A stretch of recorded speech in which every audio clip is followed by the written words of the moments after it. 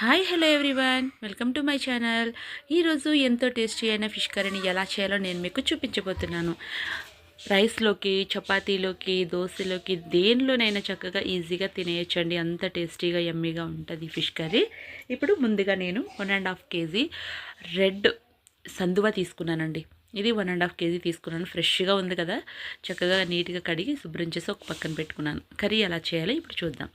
మొదటిగా stove on చేసుకుని కడాయి పెట్టుకుని మనం 80 నుంచి 90 ml ఆయిల్ వేసుకుంటున్నానండి నేను. ఇప్పుడు అందులోనే 1 కప్పు తరిగిన ఆనియన్ వేసుకుని 7 నుండి 8 పచ్చిమిరపకాయలు వేసుకుని మనం ఫ్రై చేసుకుందామండి.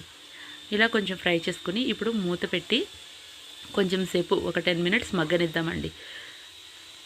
ఇప్పుడు చిన్న ఆరెంజ్ ఉంటుంది కదా, చిన్న ఆరెంజ్ సైజు చింతపండు తీసుకుని వాటర్ వేసి నానబెట్టి పక్కన పెట్టుకుందాం. ఇప్పుడు ఆనియన్ ఒకసారి తీసి చూద్దాము. మగ్గనియి కదా కొంచెం. చూడండి, ఇలా ఫ్రై అయిన తర్వాత ఆనియన్స్ అంతా కూడా ఇలా కొంచెం ఫ్రై చేసుకుని మనం ఇప్పుడు ఇందులోనే 1 టేబుల్ స్పూన్ పసుపు వేసుకుని ఫ్రై చేసుకుందాం. పసుపు వేసుకుని ఆనియన్స్ అంతా కూడా గోల్డెన్ బ్రౌన్ కలర్ వచ్చేంత వరకు ఫ్రై చేసుకుందాం. ఇప్పుడు ఇందులోనే అల్లం వెల్లుల్లి పేస్ట్ 1.5 టేబుల్ స్పూన్ అల్లం వెల్లుల్లి పేస్ట్ వేసుకుని నేను పచ్చివాసన పోయేంత వరకు ఫ్రై చేసుకుంటున్నాను. ఇలా అంతా కూడా అడుగు అంటకుండా చక్కగా ఫ్రై చేసుకుని ఇప్పుడు ఇందులో ఒక 2 టమాటాలను పేస్ట్ పట్టి తీసుకుంటున్నానండి. ఈ పేస్ట్ వేయడం వల్ల గ్రేవీగా కూడా ఉంటుంది. టేస్ట్ అనేది ఫిష్ కర్రీకి చాలా టేస్టీగా బాగుంటుందండి. ఇప్పుడు ఇలా ఫ్రై చేసుకుని మనం ఆయిల్ పైకి వచ్చేంత వరకు చక్కగా ఆయిల్ వదిలేంత వరకు కూడా ఫ్రై చేసుకోవాలి. చూడండి, ఆయిల్ వదులుతూ ఉంది కదా.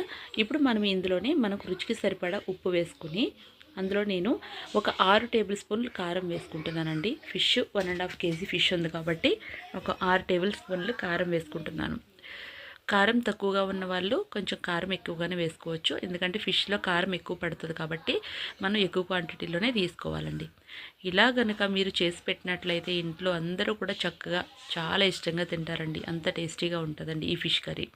చూడండి, ఫిష్ అంతా కూడా మనం ఇందులో వేసి అంత కారం అంతా కూడా ఫిష్కి పట్టే విధంగా మనము మిక్స్ చేసుకుందాం.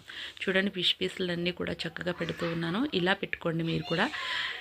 చేపల కూర చేసుకోవడానికి మనకి వీలుగా ఉండాలండి. కడాయి కూడా వీలుగా ఉన్నప్పుడే మనం చేపల కూర కూడా పర్ఫెక్ట్గా చేయగలుగుతాం. చూడండి, ఇలా అంతా కారం అంతా పట్టించి మూత పెట్టి 5 నిమిషాలు మగ్గనిద్దాం. చూడండి, 5 నిమిషాల తర్వాత చక్కగా మగ్గింది కదా కొంచెం. ఇప్పుడు నేను 1 గ్లాస్ వాటర్ వేసుకుంటున్నాను. వాటర్ వేసుకుని మనం అంతా కలిసే విధంగా ఒకసారి ముక్కలంతా వాటర్లో మునిగేటట్టుగా మిక్స్ చేసుకుని మూత పెట్టి 10 నిమిషాలు ఉడికించుకుందాం. చూడండి, 10 నిమిషాల తర్వాత చక్కగా ముక్క కూడా గట్టిపడింది కదా. ఇలా గట్టిపడిన తర్వాత ఇప్పుడు ఇందులో నేను ముందుగా రెడీ చేసి పెట్టుకున్న చింతపండు రసాన్ని కూడా వేసుకుని మిక్స్ చేసుకుందాం. ఇప్పుడు కొంచెం గరిటతో ఇలా అనుకుని చింతపండు రసం అంతా కూడా అన్నిటికీ పట్టే విధంగా కలుపుకొని మూత పెట్టి మరొక 10 నిమిషాలు ఉడికించుకుందాం. చూడండి, మరో 10 నిమిషాల తర్వాత కొంచెం కరివేపాకు వేసుకుని అందులోనే ఫిష్ మసాలా వేసుకుంటున్నానండి. నేను ఇంట్లో తయారు చేసుకునే ఫిష్ మసాలా వేసుకుంటున్నాను. ఇలా వేసుకుని మనం ఒకసారి మూత పెట్టి మరలా ఇంకొక 5 నిమిషాలు ఉడికించుకుందాం. చూడండి, ఇప్పుడు మనం ఫైనల్లీ కొంచెం కొత్తిమీర వేసుకుని చూడండి, కొత్తిమీర వేసేటప్పటికి ఆయిల్ పైకి వచ్చింది కదా. మనం కంపల్సరీ ఆయిల్ పైకి రావాలండి. పైకి వస్తేనే మనకి ఫిష్ కర్రీ టేస్ట్ అనేది వస్తుందండి. చూడండి, ఇలా ఫిష్ కర్రీకి పైకి ఆయిల్ వచ్చిన తర్వాత కొంచెం స్టవ్ ఆఫ్ చేసేసుకొని 1 అవర్ మనం మూత పెట్టి 1 అవర్ ఉంచేద్దామండి. 1 అవర్ తర్వాత చూసారా ఎంతో టేస్టీ అయిన ఫిష్ కర్రీ రెడీ అయిపోయింది.